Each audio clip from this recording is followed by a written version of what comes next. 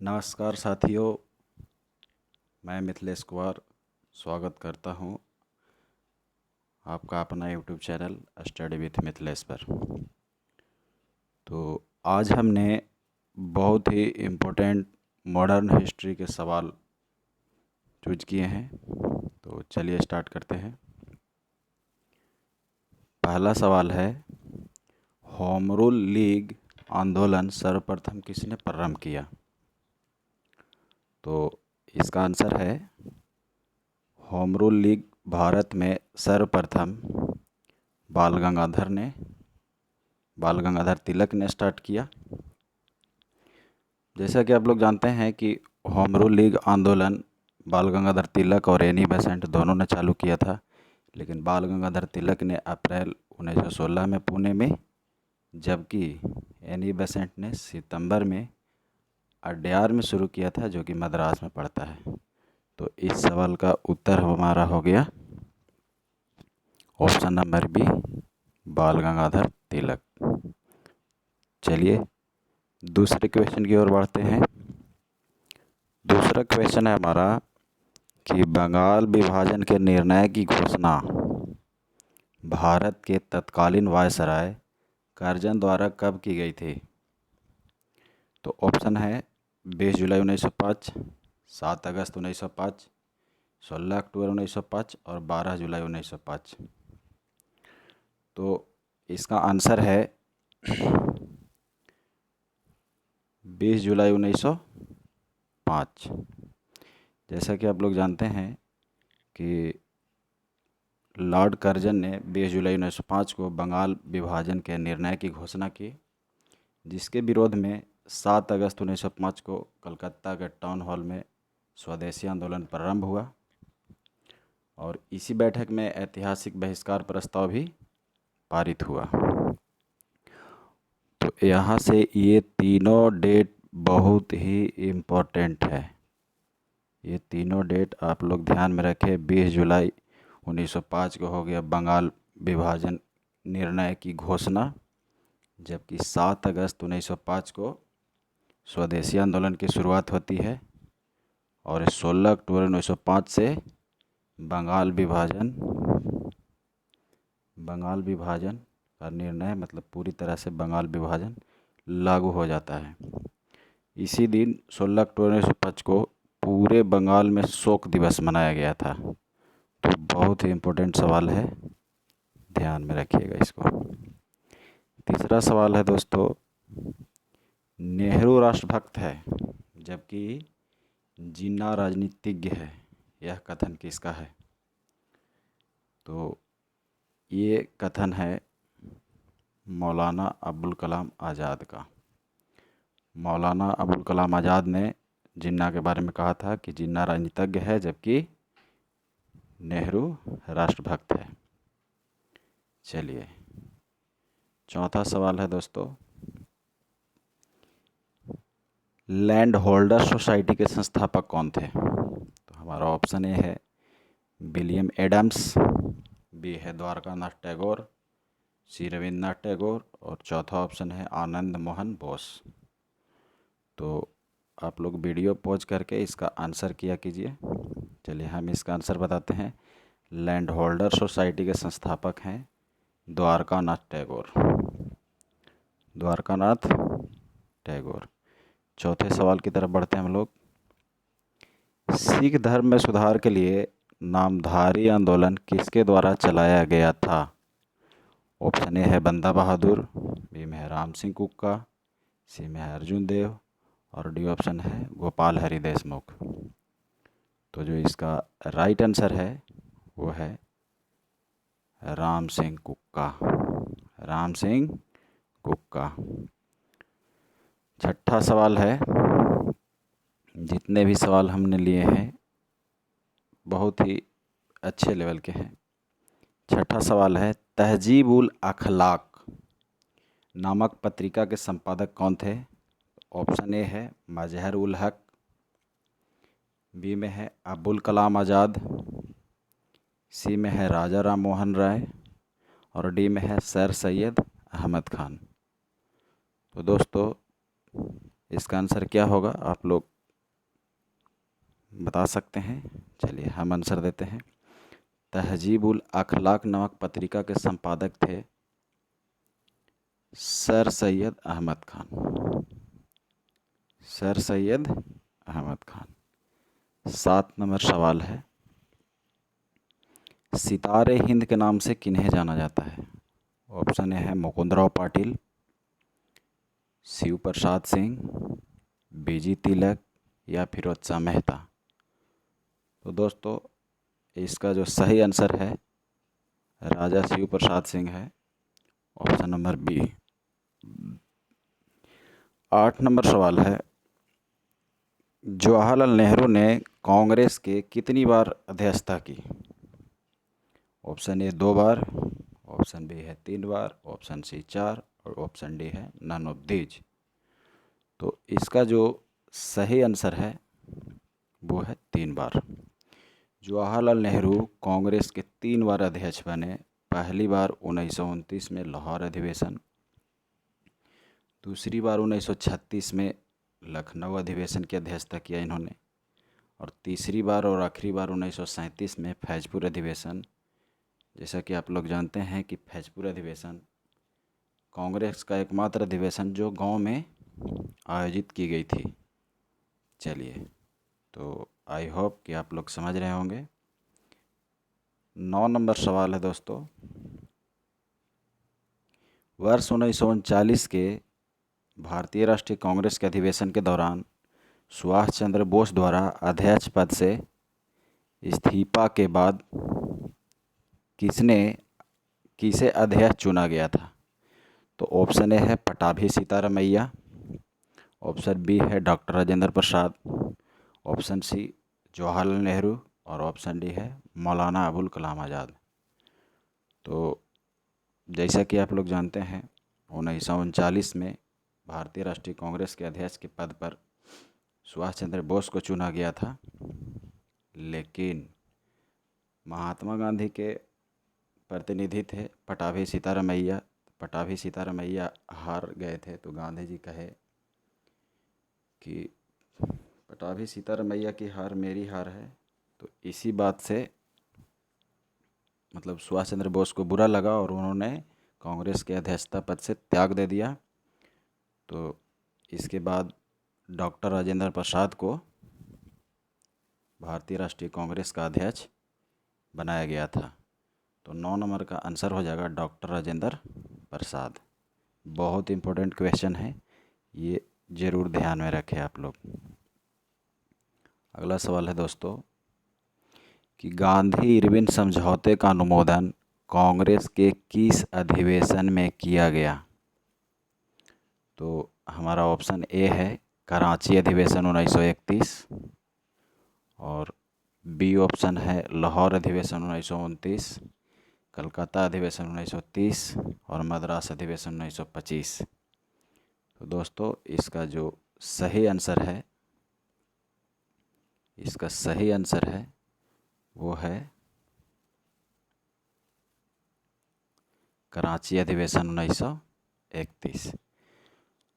गांधी और इरविन के बीच समझौता 5 मार्च 1931 को हुआ था, तो इसका अनुमोदन कराची अधिवेशन 1931 में ही हुआ था।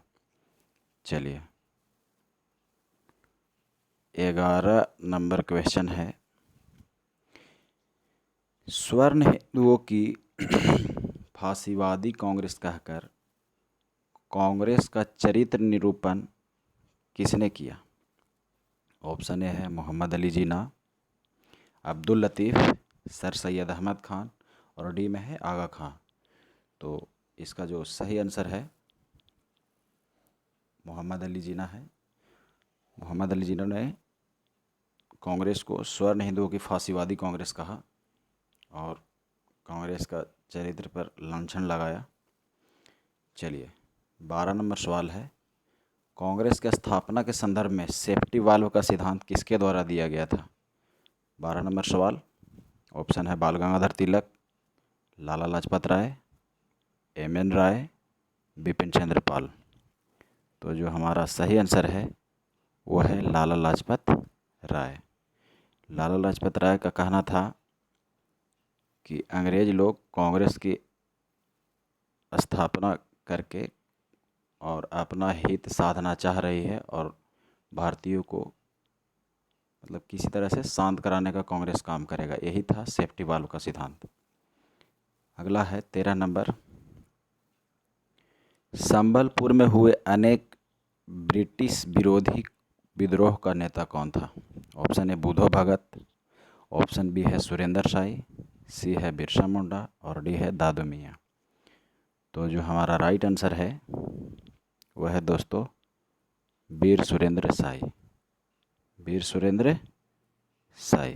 चलिए 14 नंबर सवाल है, आसाम में 1857 की क्रांति का नेता कौन था? ऑप्शन ए है दीवान मनी राम दत्त, ऑप्शन बी है पीर अली, ऑप्शन सी है विजय सोनोवाल और ऑप्शन डी है बीडी सावरकर। चलिए दोस्तों हम लोग इसका आंसर जानते हैं। असम में 1857 के क्रांति का नेता था दीवान मनीराम दत्त, जबकि पीर अली पटना से नेतृत्व किए थे 1857 क्रांति का। चलिए 15 नंबर सवाल है, 1857 के विद्रोह में कौन सा शायर अंग्रेजों का आलोचक था? तो ऑप्शन है R C Majumdar, T R Holmes, Mirza Ghalib, Akbar द्वितीय। तो हम लोग इसका सही आंसर जानते हैं। 1857 के विद्रोह में अंग्रेजों का आलोचक जो शायर थे वो है मिर्जा गालिब, मिर्जा गालिब। चलिए बहुत ही बेहतरीन सवाल 16 नंबर, मोड़ी लिपि का प्रयोग किसके लेखों में किया जाता था? मोड़ी लिपि का प्रयोग किसके लेखों में किया जाता था? तो ऑप्शन आपके सामने है, अफ़गानों के लेखों में, मराठों के लेखों में या मुग़लों के लेखों में, या डी ऑप्शन है इनमें से कोई नहीं। तो इसका जो राइट आंसर है वो है मराठों के लेखों में। मराठों के लेखों में मोड़ी लिपि का प्रयोग किया जाता था। 17 नंबर सवाल है,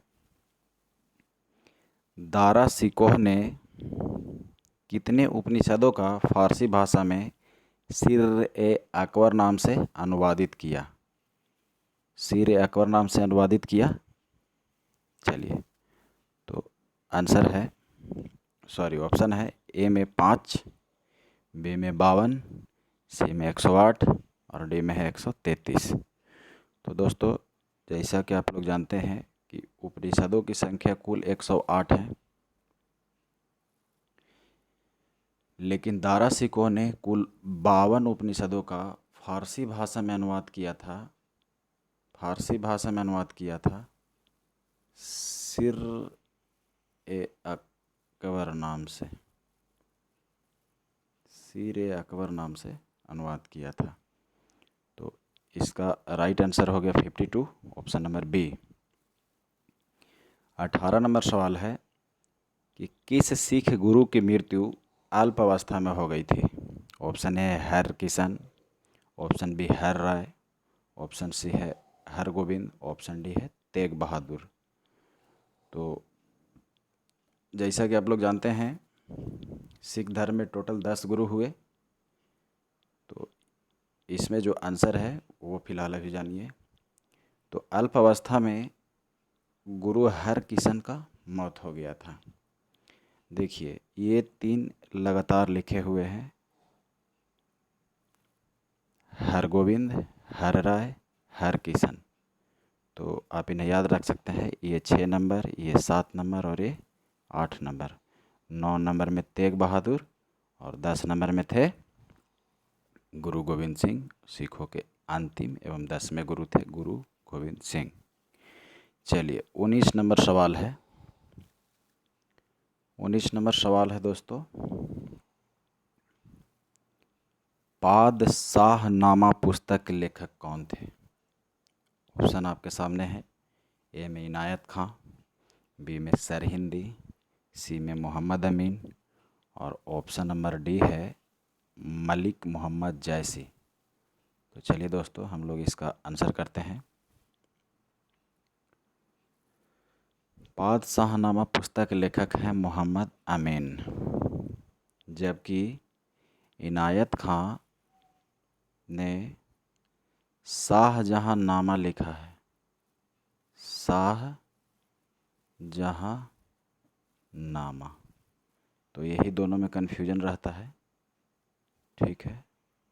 और पद्मावत पुस्तक के लेखक है मलिक मोहम्मद जैसी। चलिए 20 नंबर क्वेश्चन है आपके सामने। जिया तरंग आंदोलन को किसने प्रारंभ किया? Option A Rani Gaidinliu, B है जतिन दास, सी में है श्याम जी कृष्ण वर्मा और डी में है बीना दास। तो इसका जो सही जवाब है रानी गाइडिनलो है। पूर्वोत्तर भारत से संबंधित ये आंदोलन है। नागा आंदोलन भी ये स्टार्ट की थी। चलिए, किस वायसराय के काल में विवाह की न्यूनतम उम्र लड़कों के लिए 18 वर्ष जबकि लड़कियों के लिए 14 वर्ष निर्धारित की गई थी? तो ऑप्शन है ए में लॉर्ड इरविन, बी में लैंसडाउन, सी में है लॉर्ड मिंटो और डी में है नन ऑफ दीज। तो दोस्तों इसका जो हमारा सही आंसर है वो है लॉर्ड इरविन के काल में। लॉर्ड इरविन के काल में शारदा एक्ट आया था, उसी में लड़कों के लिए विवाह का न्यूनतम उम्र 18 वर्ष जबकि लड़कियों के लिए 14 वर्ष निर्धारित किए गए थे। तो बहुत ही इम्पोर्टेंट सवाल ये भी है। चलिए 22 नंबर सवाल है, ब्रिटिश काल के दौरान पड़े किस अकाल को, यहाँ थोड़ा सुधार कर लीजिएगा, काल नहीं अकाल है, किस अकाल को प्रकोप का समुद्र यानी सी ऑफ क्लैमिटी कहा जाता है? तो ऑप्शन ए है असम का अकाल, बी में है उड़ीसा का अकाल, सी में है तमिलनाडु का अकाल और डी में है बंगाल का अकाल। तो दोस्तों उड़ीसा का अकाल 1866 वाला बहुत ही भयंकर था और इसी अकाल को प्रकोप का समुद्र कहा जाता है। तो हमारा राइट आंसर हो गया ऑप्शन नंबर बी, उड़ीसा का अकाल 1866। चलिए 23 नंबर में है, भारत में पहली बार आयकर किस वायसराय के काल में लगाया गया? ऑप्शन ए है लॉर्ड कैनिंग, ऑप्शन बी है लॉर्ड मेयो, ऑप्शन सी है लॉर्ड लिटन और ऑप्शन डी है लॉर्ड रिपन। तो जो हमारा सही आंसर है दोस्तों वो है लॉर्ड कैनिंग के काल में 1860 में पहली बार आयकर लगाया गया था। भारत में आयकर लगाने वाला पहला अधिकारी था, भारत में आयकर लगाने वाला पहला जो अधिकारी था वो था जेम्स विल्सन। जेम्स विल्सन ने आयकर लगाया था और ये अमीर लोगों, ज़मींदारों और अंग्रेज लोगों पर लगाता था, इसलिए इन लोगों ने इसका मैंने पसंद नहीं किया, विरोध किया। तो भारत में पहली बार आयकर लॉर्ड कैनिंग काल में 1860 में लगाया गया।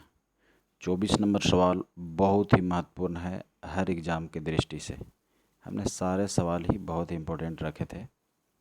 तो 24 नंबर सवाल है कि तृतीय कर्नाटक युद्ध किस संधि के द्वारा समाप्त हुई? पहला ऑप्शन है एला सैपल की संधि 1748, दूसरा ऑप्शन है पांडिचेरी की संधि 1754, सी है पेरिस की संधि 1763 और डी है मंगलोर की संधि 1784। तो आइए दोस्तों हम लोग इसका एक्सप्लेनेशन करते हैं।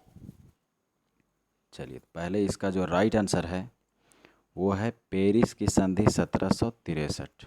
पेरिस की संधि 1763 के तहत कर्नाटक का तृतीय युद्ध समाप्त हुआ और कर्नाटक के 3 युद्ध हुए, जिसमें कर्नाटक का पहला युद्ध एला सैपल की संधि से समाप्त हुआ? एला सैपल की संधि पूछा जाता है, 1748 में हुआ। 1748। कर्नाटक का दूसरा युद्ध पांडिचेरी की संधि से समाप्त हुआ, 1754 में हुआ पांडिचेरी की संधि। तो ये सब भी पूछे जाते हैं। एला सैपल की संधि कब हुई? तो 1748। कौन युद्ध समाप्त हुआ था? पहला। दूसरा कर्नाटक युद्ध 1754, पांडिचेरी की संधि। तीसरा कर्नाटक युद्ध समाप्त हुआ पेरिस की संधि 1763।